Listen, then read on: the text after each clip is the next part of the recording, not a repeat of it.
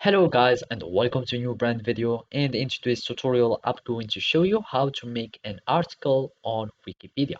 So make sure you watch the video to the end and follow these simple steps. So first we will need just to go to our Wikipedia website. After going here you will need to be able to log in, or you need to create an account on Wikipedia. To do so you will need just to click create account. You fill this form or signing up form, and then you will be able to log in to your account on Wikipedia. So I'm just going to log in to my account now, and then we will need to go to our sandbox. So either you can go to sandbox by clicking on your profile picture here, or just your profile you click on sandbox, and here where you can have your own uh, article. So here you start editing from this section.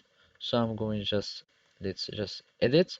Here you can have like the headings or the headers of your page. I'm going to have header, introduction, for example.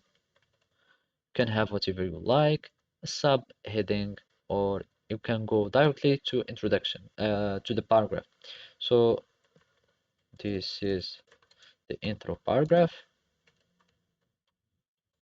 And of course you have some tools that you can use, like images in media, templates, tables for some tables that you would like. And of course if you want to have some structure as a bullet list or numbered list, you can have them here. And there is another thing, interesting thing, whenever you are using any links or any name that is known. For example, let's have Napoleon, and let's highlight it or select it, and we can just go here Napoleon, and it can select from this, so you can have it as a reference or as an external or internal link, so you can go to this link whenever you see this name. And of course you can do this for books, references, text, and anything that is well known. And of course you can have the citation part of too. So either you can generate a citation automatically, or you can do it manually from websites or other books. And at the end you will need just to publish your article, and that's it. So basically this is how you can do it. Thank you for watching and see you next time.